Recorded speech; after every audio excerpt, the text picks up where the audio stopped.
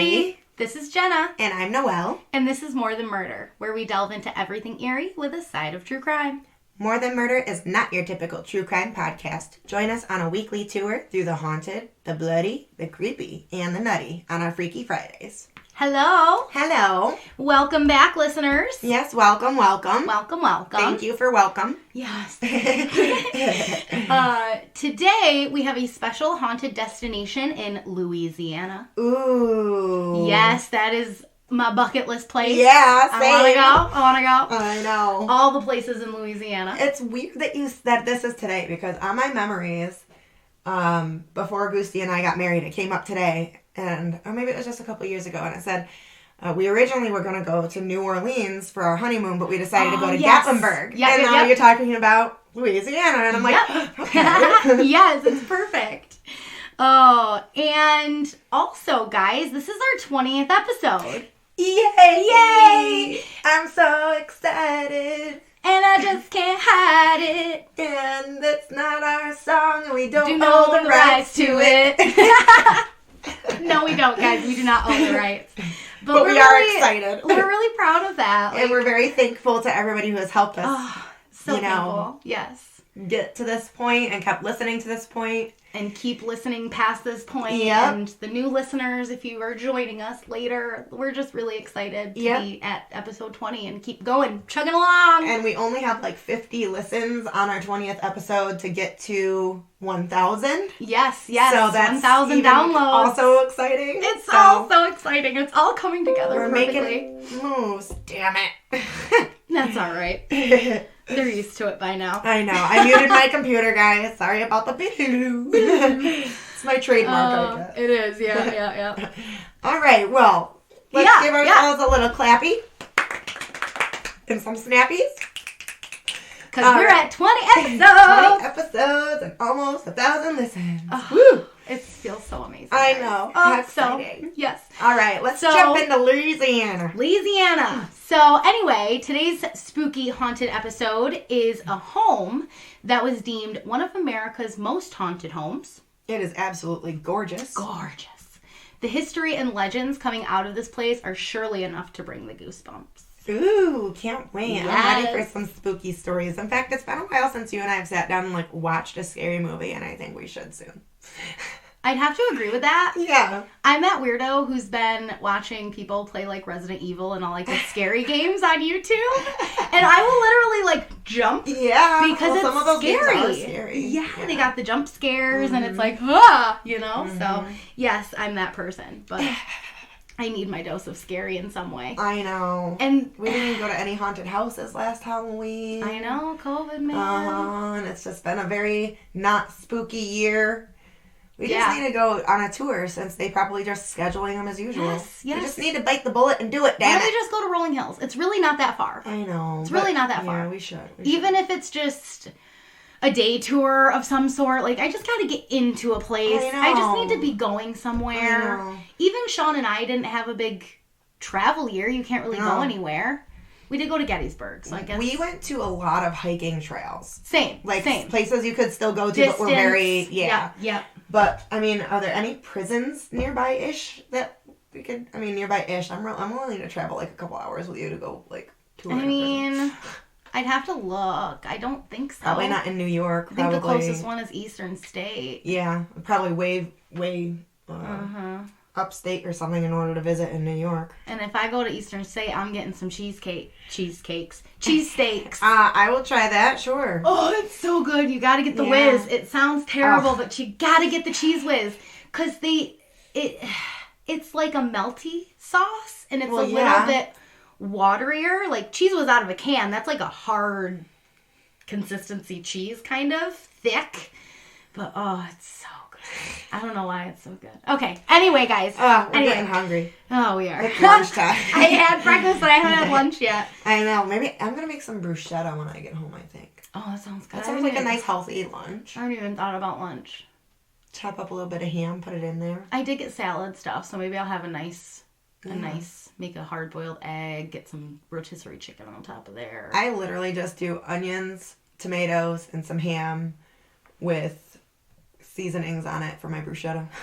Hey, no, that's perfect. Yeah, it's delicious. Yep, perfect. I make the bread garlic. Yum. Okay. All right. Food. Hungry. Time to eat. Okay. So for today's episode, we are exploring the history and haunts of Myrtles Plantation in St. Francisville, Louisiana. Okay. Yes, and this home changes a lot of owners, so it's kind of all over the place. I'm going to be saying lots of names. Okay. So follow along at home, write a list, I don't know, make a map. Yeah. And what's my rule about this document? So you can only go to page 1 right now. Okay. Like it's really hard not to want to keep Do going. not scroll. Wait, do not so scroll. the very first page that pops up. Yes, with the that's sources and to. that one picture. Okay. That's all you can go to right now. Okay. We'll get there, guys. So the home was built in 1796 by General David Bradford, and he was also known as Whiskey Dave. Oh, Whiskey Dave. Whiskey Dave. Bradford had created quite a life for himself in Pennsylvania for him and his family. But in 1794, farmers and distillers were at wit's end due to a whiskey tax set by the federal government. At that time, it would have been Mr. Alexander Hamilton. He's popular right now. So, according to an article on History.com, skirmishes between residents and tax collectors were common, and President George Washington believed that there would be a full-blown revolution coming. We're just a brand new country, you know, we're, 20, 30 years in at this point. Things are still pretty new, so revolutions are... abound. Yeah, and something big in this country. Yeah. So... Bradford himself had a big role in this rebellion. He got 7,000 men together, and the plan was an attack on Pittsburgh to protest these taxes directly. Washington ends up sending in a militia to squash the uprising, but by this time most of the rebels had escaped, and it kind of died out after that. It was like, these guys aren't really an issue. They're not here right now. Seemed like everything was kind of squashed. No militia needed. Bradford himself fled to Louisiana, which was at this time owned by Spain still. He purchased 600 acres of land and built an 8-room home called Laurel Grove. So Bradford was pardoned by President John Adams in 1799. So after this, the change of power, their political styles were different than George Washington, so it wasn't... They were kind of on the same side, so they just pardoned everybody in that rebellion. But that is how he got the nickname Whiskey Dave. Whiskey Dave. Whiskey Dave. So he ended up bringing his family, wife Elizabeth, and 5 children to come live at Laurel Grove with him. Must have been he liked it there better than Philadelphia and was just like, all right, let's go, which is gorgeous. I'm about to go look up some... Right on the bayou, see man. how much just some gorgeous. properties cost in Louisiana. I know, right? Oh, I love it. So Bradford had taken up teaching law and had students coming into the home. One student of note was Clark Woodruff. He actually sparked a relationship with one of Bradford's daughters, Sarah Matilda, and they eventually wed. Her name was always written Sarah Matilda. So I was like, you know what? It's Sarah Matilda. Yeah. And she will come back into play. Okay. So David Bradford passes in 1808. It's kind of... We're past him at this point. Like I said, it changes hands a lot. Yeah, well, it's an old building. An old house, yep. And we'll learn some things about the Civil War and how things start to crumble after that. So after 1808, Laurel Grove does stay in the family. Elizabeth cared for it until 1817, but she ended up passing it off to Clark Woodruff and Sarah. Okay. So she probably just... couldn't handle it on her own, needed some help, brought in Sarah and Clark, and they were managing it. Yeah, it's very large. Yep. For one old lady. Woodruff and Sarah Matilda had 3 children of their own, and we will get back to them soon. I just love Sarah Matilda. I know, isn't it so cute? I know. I was like, oh my gosh, that's just adorable. I love it. I've never heard it as like a middle name like that. Like no, because we're used to Matilda. Or you hear like Sarah Beth a lot or whatever, but like Sarah Matilda. It's like, Sarah Matilda. My God, that's adorable. And said like that too. Yeah. I love it. So we'll get back to the children soon, but I want to get more into the plantation. Okay. The plantation produced indigo and cotton during this time. Indigo and cotton. Okay. Yeah, if you're not aware, they used slave labor. Yeah. Very common in Southern America at the time. Mm-hmm. Not a great thing. I'm not for it or anything, but that is the history of the building. Some of the enslaved workers worked the fields and others worked inside the home as servants. Whilst the plantation was under Woodruff's management, there is a famous legend about a slave girl named Chloe who had worked in the home and became close with the family. Some accounts stated that Woodruff had taken Chloe as a mistress. Oh. That's also very common at this time. I know, it's terrible. But not fucking cool. Oh, it's not awful. Cool. It's awful. So, Chloe being in the home had taken to eavesdropping, getting intel for other slaves on the plantation. She would hear things like what slaves were being sold, who was coming into the property, and even her own fate. What? She heard about what was going to happen to her before it happened. So Chloe felt that Woodruff had become tired of her, and her fear was that she was going to be sent out to the field. Chloe, he, I guess, was like, oh, well, she could go to my wife and, tell her what I'm doing and da-da-da-da-da, because it was a torrid affair between him and his slave girl. So I think that was kind of the consensus, like, ooh, what's going to happen to me? And she just feared, being sent out to the field. Yeah. She probably worked in the house her whole life, depending on if she was born there or if she had been, purchased. Sorry, guys. It's the only word I can think of. Oh, it's terrible. It's so bad. But... Well, that's the outdoors was also terrible hard work where they were boiling out in the sun and, dehydrated. In the southern heat and just doing the same thing. Of course she wouldn't want to be sent out to work there. It's already bad enough as it is. Exactly. So, slaves were no strangers to cruel punishments at this time. Disobeying or trying to run would cause severe punishments, including death. It's just how it went, guys. Chloe, who had been caught eavesdropping, was punished. And usually the punishment matches the crime. So for this offense, one of her ears had been cut off. Oh, no. Yeah. What the fuck? Who would he have made to do that? Like, did he do it himself? Terrible. Some did, yeah. Some are awful. If you ever want to watch a movie, it's awful, but watch 12 Years a Slave. Oh, yeah.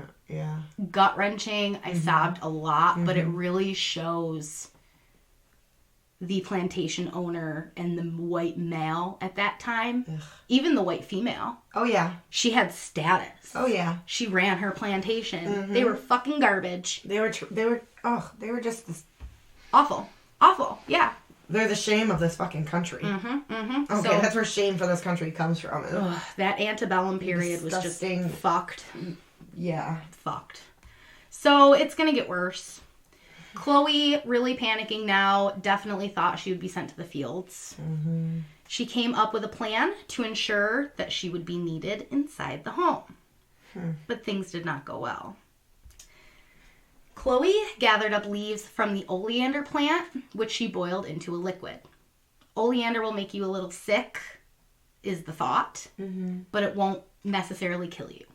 So her thought exactly was to put it in a birthday cake, which she had been making. Once the family ate it, they would get sick. She would need to aid them back to health. Yeah. And then it would be like, oh, keep Chloe around. She helped us when we were on our deathbeds, Yeah. That. But the legend states that after eating the cake, Sarah and 2 of the Woodruff daughters had passed. Oh. Too much. Well. Yeah. But, I want to say this right now. Due to this being lore passed down, there are 2 different endings that came up in research.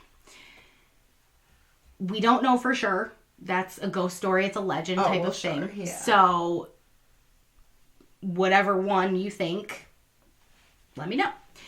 So, of course, knowing her fate was sealed, Chloe was in a panic and turned to other slaves on the plantation. This backfired on Chloe. According to Wikipedia, the other slaves had taken justice into their own hands from fear of... repercussion for being association, pretty much. Yep. Harboring a fugitive at that point. That's how they would have treated them, of course. Exactly. So they felt Woodruff would hand out punishments for harboring Chloe. So she was hanged. By her, wow. and her body was thrown into the Mississippi River. Oh my goodness gracious. So that is one ending to the story. Yes, oh yes. My goodness. The other ending was similar, but included an angry mob that brought the justice on Chloe, because you also hear that in that time. You know, the whites coming out and doing the justice. Because they're just the most amazing people in the world. Don't own people. White people. Awful. I know. No.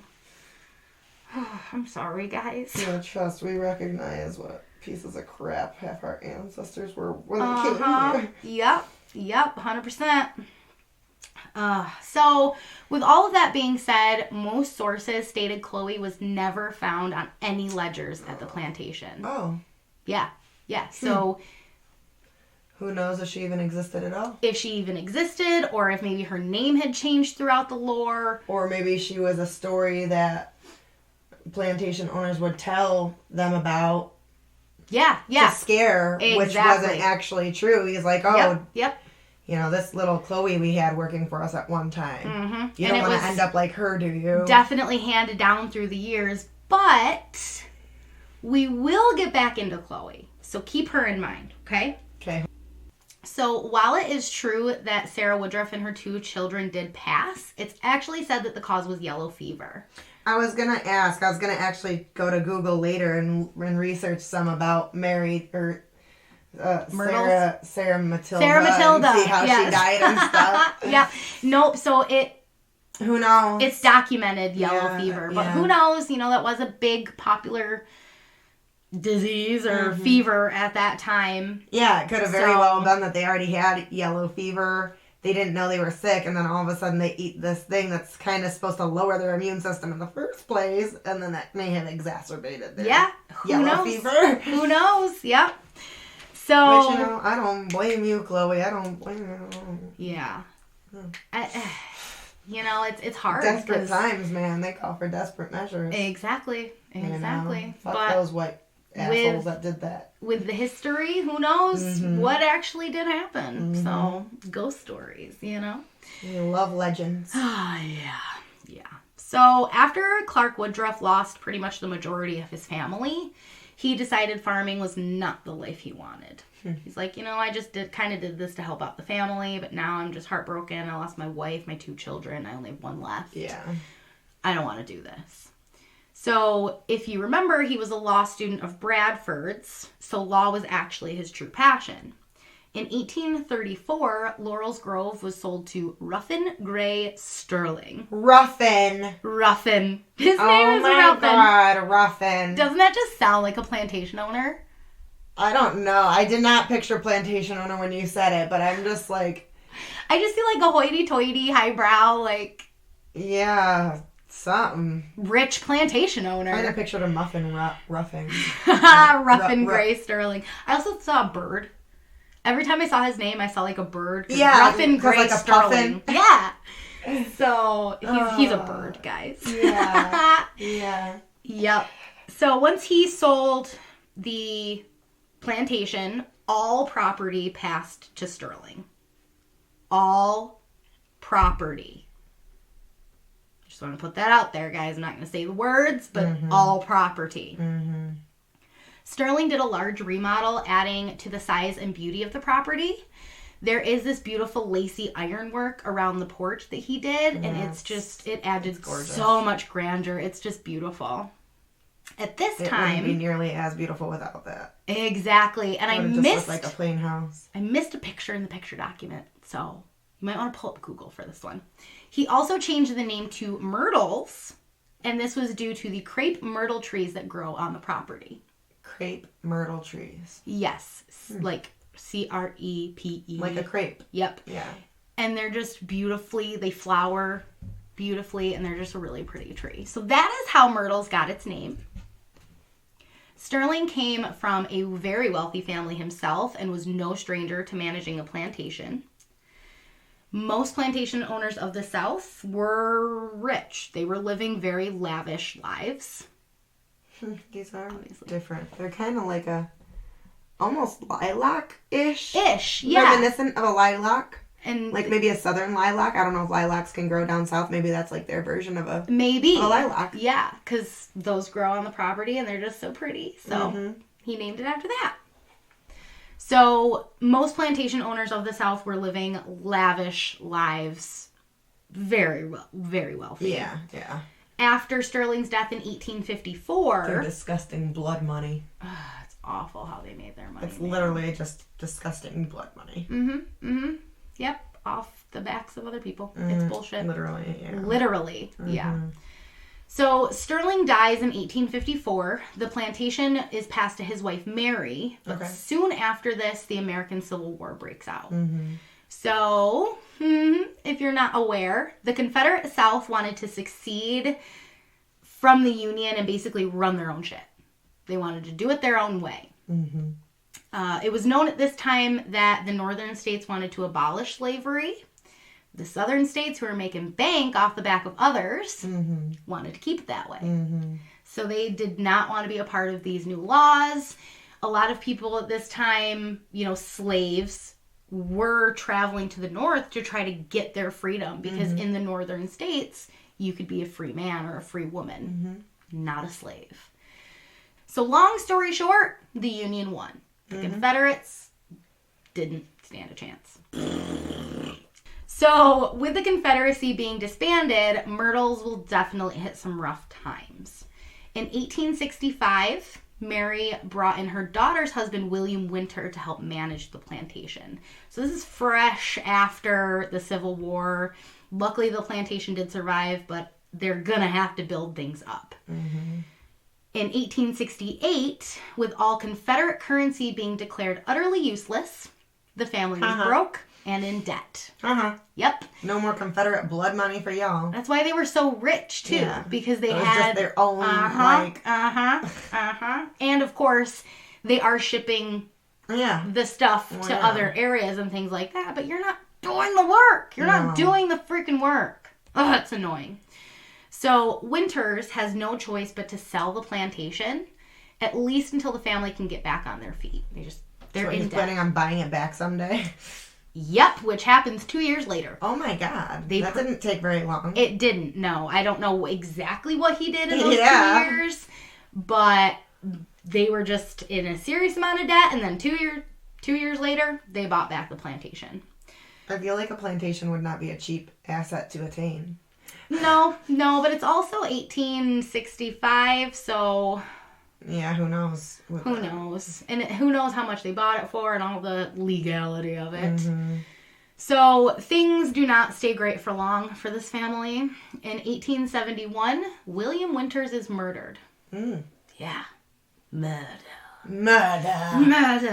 Dun, dun, dun. Murder's not funny, guys. Winters was shot dead by an unknown man as he exited the front door. The legend states that William crawled into the house and up to the 17th step of the staircase before succumbing to his wounds. Why do I feel like that's really familiar? Was it part of a movie or something? Ghost Adventures went here. Oh, yeah. Ghost Adventures went here, yep. Because even when I heard it, I was like, oh, okay. Yeah, I do remember there are a few things that I remembered, Yep. Wow. Yeah. So after this, the plantation will continue to change owners throughout the years. The family's in debt. They can't seem to figure out how to get this to work without their slave labor. And it just keeps passing and keeps passing. So we're going to jump quite a bit. The plantation is bought in 1970 by the Myers family. And we're going to focus on this time period now. Can I scroll yet? Almost. Oh, okay. Almost. We're getting there. So the Myers turned the plantation into a bed and breakfast, but soon realized just how spooky the home was. So paranormal type things are coming, guys. Is it still called the Plantation? It's called the Myrtles Plantation, yes. I just feel like plantation automatically has a negative connotation. No, it definitely does. And I wish we could just stop calling them plantations. And it's Just name them something else now. They put, like, bed and breakfast. And a lot of the times when it is talked about, even, like, in here, I try to put Myrtles. Yeah. So I'm not saying the word just plantation all the time. Yeah. It's awful. It's real bad. It's a terrible word. It's a terrible Especially word. with everything that comes along with it. So it's like, I understand that they want to keep, like, these places around and the land and stuff, but stop calling it that. Just call it Myrtles. Yeah. Guys. That's Myrtles bed and breakfast. Why can't it just be Exactly. So, guests who stay commonly reported hearing noises such as footsteps. Many claim to see the spirit of the Woodruffs. Sarah Matilda and her 2 other children are big apparitions that are reported there. Sarah Matilda. Join. Yeah. I thought that was neat. You know, she did die and the 2 children died of yellow fever. Who knows? Yeah. On the property. Mm-hmm. So, yeah, they are still there. Now, going back to the legend of Chloe, in 1992, the owners were taking pictures. I know we always You missed it. I did it for you. I almost did it, but I was like, should I whoop whoop at 92 again? Is that a thing now? I don't know. I have to. Well, in 1992, the owners were taking pictures all over the property for insurance reasons. The picture was kind of just put aside, wasn't anything. But years later, someone was digging around, found the photo, and someone who was visiting, a researcher of some sort, wanted to look at the photo, thinking, oh, that'd be a cool postcard when he saw it. So after taking the photo, they enlarged it. Noelle, go to page 2 on your picture document. I feel like I've seen this picture before. You might have. And just that second picture down, it's black and white. I have seen this picture before. Oh, Tell me what you see. Awesome. Tell me what you see. Okay, so there are 2 buildings in this picture. Very, very close in proximity. Yep. One like horizontal and one kind of vertically, it kind of looks like. So almost kitty corner to each other. Yep. And leaning almost, not quite leaning up against, but it sort of looks like it on one of the house's sidings to the right is a shadowy human-like figure. That is also quite see-through because you can still see the slats of the house through it. Yep. And it is bonkers because when you zoom into it, you can tell almost the type of headpiece it's wearing, maybe. Like a wrap of some... Yep. And then there you can definitely see the shape, the definition of arms and stuff. It gives me goosebumps. I have goosebumps right now, too. It also looks like it might be a dress. Yeah, it doesn't look like a tight male's type of clothing. So, could this be Chloe? Could be. That is what everybody thinks. But either way, there is something in that photo, guys. We will definitely have it on the blog. Chloe was how old was she? They didn't say an age. No. She was just a younger I was going to say, because this girl. person does look... This apparition does look taller. But you never know how apparitions may show up and appear. Yep. So. And I think she was just younger. I don't think she was like... A child. Yeah. No. So, yeah. So that is the legend of Chloe. They feel that they caught her... Oops, interesting. Apparition. But who knows? Maybe it's just another slave period apparition. Who knows? So, other stories coming from Myrtles are doorknobs rattling. Those old freaking doorknobs. And many, many isolated cold spots. They also have a piano that will play by itself. I love that. I love it. It'd be so cool just to be in a dark room and just hear that piano playing. Well, I want to look at it and see the keys moving. I'm like, oh, that's awesome. But it's so... What is the word I'm looking for? That's proof. Oh, God. Yeah. You know, like you can say, oh, I saw that maybe, or like that. That is just so paranormal to me. And that's like, okay, we're done There's not a whole lot you can do unless you have like somebody with invisible weights up above, like a marionette, and pushing these keys. Like, or they make it some special way that it plays by itself and they're dupes, which I hope people aren't like that. But I know. I feel like there are people like that. You could also notice if it was a dupe, because I would go over and like test it, make sure that it played. Because you want to debunk, guys. You want to try to debunk what you're hearing. Mm-hmm. But that would just be the best evidence ever. I would just be freaking out. Especially if when you looked at it, it stopped. Yeah. Oh, I got the goosebumps everywhere. That'd be so cool. Oh, okay. Okay, fangirling over random spirit pianos playing. I know. Oh, so Myrtles is also said to be located on top of a Native American burial site belonging to the Tunka people. Sorry if I say that wrong. And reports have come from visitors who've seen the spirit of a Native American woman walking on the property. Yep, they'll just be around sitting at picnic tables or things and just see this Native American woman strolling walking along the property. Yeah, it's pretty cool. William Winter, who was murdered at Myrtles in 1871, may still be lurking around the home as well. The lore surrounding his death is again that he crawled from the front porch, made it to the 17th step before passing.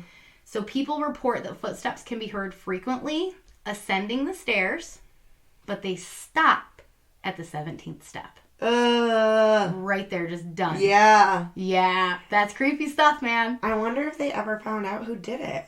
It just an unknown assailant. Mysterious person. They never really knew. At least in my wonder research. who he had owed stuff to. Probably people. Who knows? And who knows how he was treating. Well, was he the one that had to sell it and then get it back? Yep.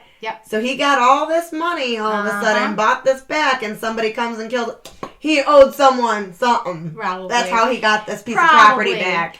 You gotta think, if they were dealing in the property of people property. Yeah. They're probably... They'll deal in other shitty things, too. Oh, yeah, They're absolutely. just shitty people. Yeah. I'm saying it. He did some shit to get that house back. And that's what got him killed, so. Oh, gosh. And I'm glad. I don't think I found in any of my history yet that anybody owning anybody. Yeah. No records. No, we haven't I haven't found any records. So I'm like, all right. Yeah. Whew. We have not come across any of that either. I have a lot of shitty white history, I'm sure.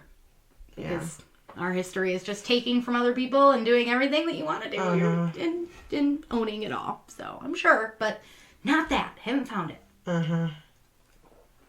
So another strange phenomenon that occurs at Myrtles involves a large mirror. You might have heard this one too.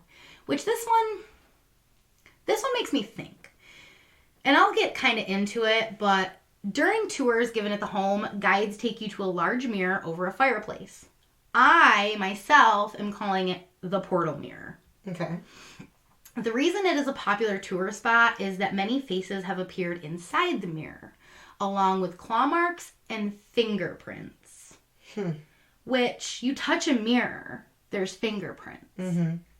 It's over a fireplace, though, so how high is the fireplace? How high is the mirror? Maybe people can't touch it up there. It's not that high, because there is a picture of, like, a tour guide next to it, and it's kind of, there's a fireplace, and then there's this large mirror. Yeah. So, you could probably definitely touch it. Yeah. And I don't know how often they're cleaning that mirror. I don't know. Right. I don't know. But I can't explain the faces, and that's kind of why I call it the portal mirror. Well, mirrors are known as portals anyways. And it's always in this spot, too. They can change out the mirrors, which they have done, and it still occurs in that spot.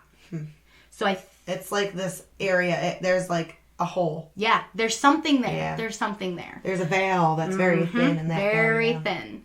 So the spirits seen are thought to be of Sarah Matilda. And her 2 children. Sarah Tildy. Yeah. And this is thought because they are in distinctive, like, antebellum clothing. It's a very specific time period for the type of clothing that was worn. Type of clothes. It's like when you see people, when they spell on Facebook clothes, but they miss the E, they think it's spelled CLO, like cloths. Yeah. So what you would have said was like cloth. Clothing. Oh, okay. So, according to an article on Medium.com written by Robin Kagan Harrington, the home is on their 3rd mirror And, yeah. Because they've broken or they just change them? In 1975, the owner was nearly injured when the mirror flew off the wall. Oh my God. I got chills. Yeah, me too. They're multiplying. Ugh. Even though, like, especially because it's in this one area. It doesn't happen with any of the others. There's just this vortex. Yes. Other realm there. And it just, I mean, I am freaking. Yeah, same. It's my legs for some reason. Like, my legs are, like, all prickled. And I'm like, ooh, I can feel it moving up my back. I don't like it when you're wearing leggings and you get goosebumps on your legs. It feels weird. Oh, it does feel so weird. But I'm getting them everywhere. I know. That's just crazy. So, yeah, I think that the mirrors are breaking. Something is happening. Definitely this one flew off. Oh, it's just completely terrifying. That reminds me of actually Matilda, when the picture of her dad flies off the wall. Yes, yep. And it was above the fireplace. Weird. Huh. Matilda. It's got something going on there. Yeah, it's got that name. Oh, yeah. So, I definitely believe this place is haunted. Some of the lore is kind of because even William Winters, there are documents that he died right on the porch, right where he was shot. So there's a lot of concurring information that's like, Yeah. I hate that. I know. The worst. Is it a ghost story? Is it real? Is it not? I don't know. We'll never know. No, but let us know what you guys think. Bed and breakfast. Has anybody ever stayed at the bed and breakfast? Do you have your own stories from Myrtles Bed and Breakfast, which is what I'm going to call it? Yes, Myrtles. Myrtles Bed and Breakfast. That's it. Myrtle. Yeah. So I don't know. I feel like this place is a skeptic's delight, because if you're reading on the history, there is a lot of that conflicting info. Did it happen? Yeah. Are they just sensationalizing it? Well, I think that with places like this, it's almost inevitable to have residual terrible energy. And the Native American burial ground, the land has bad juju. Not only that, but I mean, a lot of times with these poor people that they had, captive. Yep. Where do you think they put the dead bodies? Yep. They probably just buried them in other unmarked graves also. Mm-hmm. God knows what they did, that, like, Chloe might have been tossed in the river. Who knows? Yep. So you never know what other people are left over on this property and weren't ever able to leave. And even if these two stories, the main lore stories, are not true, they happened. There's activity at this place. Yeah. That you can't... People are seeing apparitions. Go to the last picture on there. I know. I've seen that one, too, before. They're taking pictures of full apparitions that are incredible. I know. Incredible. So I think I'm a little iffy on the lore. Yeah. But I definitely feel that this place is super haunted. Even like this photo. Not the other one. Not the black and white one. That one, you can tell people just were trying to take a picture of that. Yes, yeah. But the girl in the window, I could see how somebody might be able to superimpose that into the image. Yep. So I would like to go and take my own images. Yep. Because you can discredit everybody but your own. Like, if you find something, you really know that yours, whether it's true or not, because you're the one that took it, you can say, there was definitely not anybody on the other side. I have not edited this, and I'm just looking at it now. So we should definitely go there. And that's why I think it would be great for skeptics, because they can go in being like, who knows, really? Mm-hmm. Some places you go into, it's like, wow, okay, this place is going to be bad because that history is written. There are logs, there are things, but who knows? Mm-hmm. We need to go. I know. Too bad that's too far away. We were talking about going on a trip earlier. We can't go all the way down there, unfortunately. All the way to Louisiana. Darn it. Unfortunately. But yes, that is the Myrtles Plantation Bed and Breakfast. Yeah, make sure you guys check out the pictures on the blog when we have that up, because you'll be able to see this one that we spoke about in detail, and it's just like a really incredible photo. And then the other one is pretty cool too. But yeah, the property is gorgeous. It is gorgeous. You wish that they weren't, because of the what it comes with, but they are beautiful pieces of land. Yep. But I'd rather give the credit and the money to the people who actually built it. So, which obviously was probably helped with labor that wasn't. I don't know about that at that time because maybe probably when Sterling was redoing it, but I don't know what happened. That's true, because it was very long ago that this was actually built. Yeah, because David Bradford was just running. He was fleeing to Louisiana. It was still owned by Spain, so I don't know. True. A conquistador might have. Did he build it all himself? I'm not sure. It was an 8-room home at that time, too. It wasn't small by any means, but who knows? Huh. Bad juju, guys. Uh-huh. And I would definitely like to go to see what is up with it. I want to hear some rattling doorknobs and I know. Look at that mirror. Maybe see Sarah Matilda. Oh my gosh. Ask her what happened.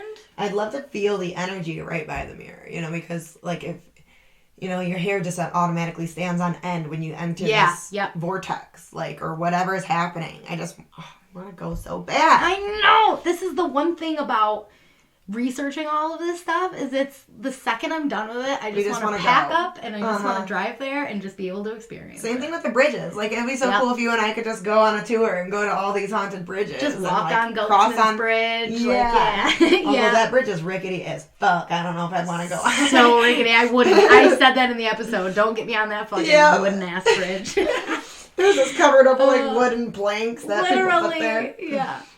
All right. Well, thank you all for listening so much. As we said in the beginning, make sure you come check us out live tonight at 9 p.m. because that seems to be the going thing. And if we're a little late, then a little after 9 p.m. It happens. We are fashionably late waiting for all you guys that are fashionably late. And please make sure to subscribe wherever you are listening so you can get all the new episodes every Freaky Friday. Mm-hmm. We're not stopping. We're going to get to episode 100 soon, guys. Amazon, Audible, or Jesus Christ. iTunes? Apple? Apple, thank you. Apple allows you guys to leave reviews if you listen on there. Yep. And we also have a recommendations and reviews button on Facebook now that you can leave if you recommend the podcast and you say what you like about it or whatever, so you can do that there. And then where else? You can find us on all the places. Find us first on YouTube. Yes, the subscribe and the bell. Yep, subscribe and the smash it. Smash that bell. Smash it. Because all of our episodes go there too. So if you're a YouTuber and you just love YouTube, go listen there. And I know we keep talking about finding content, but we actually have great ideas now of actually telling ghost stories, people's ghost stories, having people come on, maybe in our videos with us to tell their ghost stories. If you guys have anything, we'll shout out the email at the end and you guys can send it to our email. Yeah, absolutely. And then once we go and tour places, I'm thinking about getting a GoPro for my head. Yeah. Or something. I want to just be able to record easy without having to use my hands, so I can use that for voice recording and stuff. That's a good idea. But we'll definitely record those things if we ever get to go soon. And put that on YouTube. I almost bought just a basic voice recorder. Oh, yeah. At Best Buy they had them. Yeah. And I was there and I was like, oh man, I want to get that. I used to have 3 of them and they all they're all, the last one I had wasn't the tape kind because that's super old technology. Yeah. I'm all mine are really old now, so I definitely need a new one. Yes, a digital recorder. Yeah. But yes, that would be awesome, guys. Make sure that you also follow us on all of our socials. Yes, all of them. All of them. You can find us on Facebook at Mordern_Meldau. Twitter at Mordern_Meldau. And find us on Instagram at Mordern_Meldau_pod. Yes. Go do that right now. We love you guys for doing that. We want to share everything with you. And we can do that on our socials when we're not talking with you. So, and share it out to all your friends and family. Mm-hmm. Help us get to, 2,000 listens. Help us get to 1,000 likes and follows like this. Yep. Help us grow. Let's create our community. And because we will soon have merch for you guys. Woo-hoo. We're excited about that. So you keep listening, we keep providing, and then you share, and we'll grow together, guys. Yeah. We'll grow together. We'll keep having weekly chats. Remember last night on the phone? Yes. I don't even remember what I was trying to say, but yeah, I literally said, Sean and I chat. Yep, chat. Or shart. Oh, yeah. Oh, it was shart. Sharted a show. Yes. Sharted a show. We sharted a show, yes. It was grand. Oh, God, okay. Because the word shart is funny, so. We're going off the deep end, guys. We are. So, one last thing. Two last things. If you have any comments or show ideas, you have paranormal things, pictures, EVPs, anything that you want to share with us, we want to hear from you. You can email us at the Gmail. Email us at the Gmail. morethanmurderpod@gmail.com. See? Yes. And if you want to see that awesome apparition photo from today's episode, you can see all pictures and sources at morethanmurderpod.com. So go do it. Go do it, and we will see you next week. And we'll talk to you later if you hit us up on the live. Yeah, and thanks for listening. Thanks for listening. We love you. We love you. Bye. Bye.